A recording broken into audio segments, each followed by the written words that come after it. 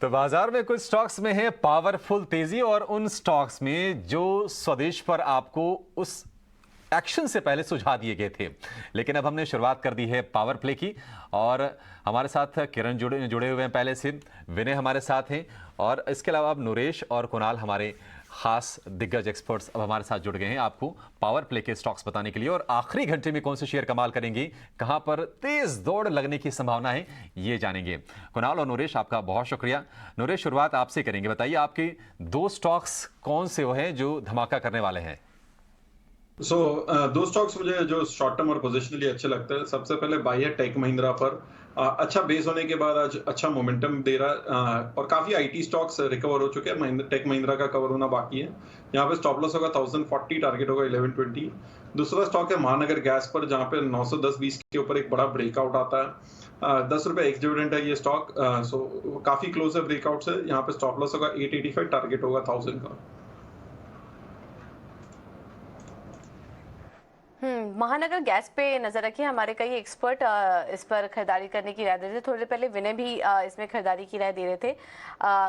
नरेश यहाँ पर 1000 रुपए का लक्ष्य देख रहे हैं। टेक महिंद्रा को थोड़ी देर पहले हम डिस्कस भी करते हैं, 5% ऊपर स्टॉक आ चुका है। तो इन दो स्टॉक्स पर नजर रखिए। कुणाल, अब आपसे जानना चाहेंगे आपके इस वक्त के दो ट्रेडिंग कॉल्स।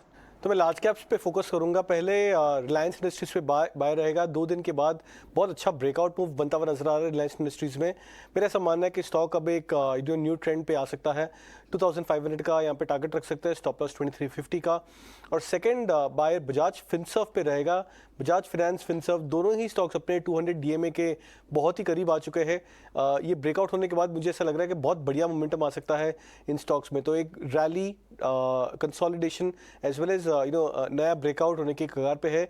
बजाज फिनसर्व पे बाय दूंगा, 1500 का टारगेट, स्टॉप लॉस 1350। ठीक है, तो रिलायंस बाजार के दिग्गज 2 दिन से लगातार चल रहा है और 2 दिन में 4-5% के आसपास की तेजी हो गई है। 2400 रुपए का आंकड़ा इसने पार कर लिया है। और दूसरा स्टॉक होगा बजाज फिनसर्व कुणाल की तरफ से। विनय, आपसे जानना चाहेंगे आपका कन्विक्शन कहां पर है। उम्मीद करेंगे कि आप फ्रेश स्टॉक्स देंगे। जी, तो डेफिनेटली अभी रिसेंटली मूवमेंट देखने के बाद मुझे एक स्टॉक ऑटो सेक्टर में से पसंद आ रहा है, बॉश लिमिटेड। मेरे ख्याल से कल ही इसके नतीजे आए थे और उसके बाद थोड़ा बहुत जिगजैग हुआ और वापस एक फॉलो बाइंग आते हुए देख रहे हैं। आज करीबन स्टॉक 3.25% ऊपर है और अच्छे वॉल्यूम से ऊपर है। और एक डाउनवर्ड स्लोपिंग ट्रेंड लाइन जो वीकली चार्ट्स पे बन रहा था उसका ब्रेकआउट आया हुआ दिख रहा है। तो मुझे लग रहा है बॉश लिमिटेड 17,900 के भाव पे जो चल रहा है उसको लॉन्ग कर सकते हैं। एक ट्रेडिंग स्टॉप लॉस 17,600 के करीबन बनता है। इसकी वॉलेटिलिटी को देखते लगता है कि इतना तो स्टॉप लॉस रखना ही पड़ेगा। और अपसाइड में पॉसिबल है कि ये स्टॉक आपको 18,300 से फर्स्ट टारगेट दिखा और 18,300 क्रॉस हो जाए तो 18,600 के भी टारगेट दिखा सकता है। तो मुझे लग रहा है बॉश लिमिटेड पे ध्यान रखना चाहिए। और दूसरा जो सेक्टर में तेजी चल रही है, जैसे टेक महिंद्रा तो पहले हमने बात की और उस पर तेजी का व्यू दिया, बट इसी सेक्टर में से दूसरा एक स्टॉक है जो काफी आउट परफॉर्मेंस दिखा रहा है, वो है एलटीआई माइंट्री, LTIM, जो 4727 के करीबन चल रहा है। तो इसको भी आप लॉन्ग कर सकते हैं। और स्टॉप लॉस जो आपका रहेगा ट्रेडिंग के लिए, BTST के लिए करीबन 4690 के करीबन जो छोटा स्टॉप लॉस मैं रिकमेंड कर रहा हूं, क्योंकि वो बेटर स्टॉप लॉस मुझे लग रहा है। तो 4690 के स्टॉप लॉस से आप लॉन्ग कर सकते हो। अपसाइड में करीबन 100 से 150 रुपए की अपसाइड हो सकती है। तो करीबन 4850 का टारगेट आप 1 से 2 दिनों में LTI माइंट्री में देख सकते हैं। ओके, तो LTI माइंट्री और बॉश में खरीदारी करने की राय यहाँ पर विनय की तरफ से। इसके अलावा किरण, अब आपसे भी जानना चाहेंगे आपके दो ट्रेडिंग कॉल्स। सुबह आपने डॉक्टर रेड्डीज और JK सीमेंट में खरीदारी करने की राय दी थी, लेकिन इस वक्त और कौन से दो स्टॉक्स आ रहे हैं आपके रडार पर आखिरी 1 घंटे के लिए? सो नेक्स्ट जो हम एक सेक्टर देख रहे हैं वो है रेलवे सेक्टर। बजट के अंदर हमने देखा था कि रेलवे के लिए बड़ी अनाउंसमेंट आई, उसके बाद railway stock continue high top high bottom pattern में ट्रेड कर रहे हैं। IRCTC उसमें से हमें अच्छा लग रहा है। रिसेंटली एक अच्छा पिक बनाया था 655 660 तक का, वहां पे उसको 50 डेज मूविंग एवरेज का रेजिस्टेंस आया। फिर लास्ट 2 दिन में स्टॉक ने वापस अपना बॉटम बनाया और कहीं ना कहीं 20 डेज मूविंग एवरेज के आसपास सस्टेन्ड है और कल की डोजी कैंडल्स के हाई के ऊपर आज ट्रेड कर रहा है। एक रेक्टेंगल है तो फ्लैट हॉरिजॉन्टल ट्रेंड लाइन है 645 की, उसके आसपास ट्रेड कर रहे हैं, तो can be consider as a breakout level.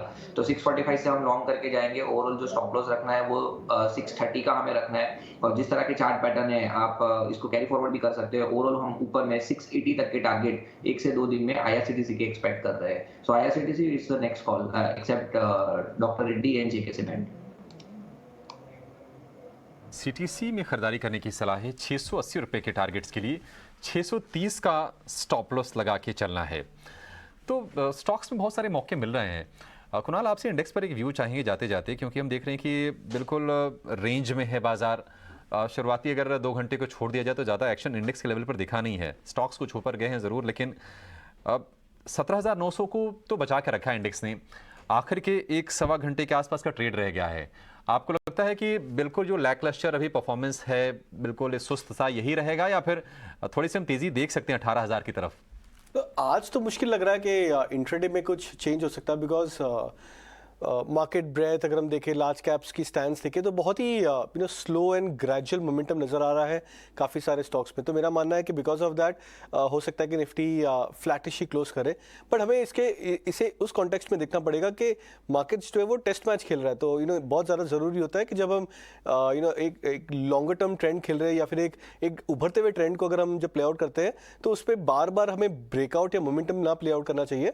बल्कि जबकि इंट्राडे करेक्शंस होते हैं 100-150 पॉइंट की निफ्टी की अगर करेक्शंस होती है, उस अपॉर्चुनिटीज को कैश इन करना चाहिए। तो मेरे अनुमान से I think short term traders को यहाँ पे इमीडिएट इंट्राडे ट्रेड ना करके यहाँ पे अवधि थोड़ी सी बढ़ानी पड़ेगी और इंट्राडे करेक्शंस को खासकर यूज करना पड़ेगा इंडेक्स ट्रेडिंग के लिए।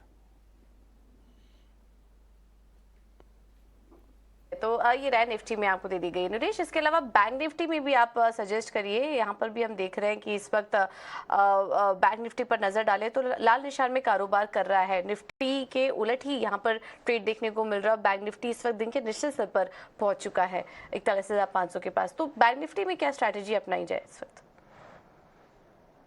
वही अगर हम देखें लास्ट कुछ 2 वीक का रेंज, तो 41,300 टू 250 जो बैंक निफ्टी फ्यूचर है वहां पे एक सपोर्ट मिलता है, 41,750 टू 800 में रेजिस्टेंस मिलता है, और हम करंटली उसके बीचों बीच है। तो एज ऑफ नाउ वेट करेंगे, जब भी 41,750 क्रॉस हो जाएगा तो बाई बनेगा।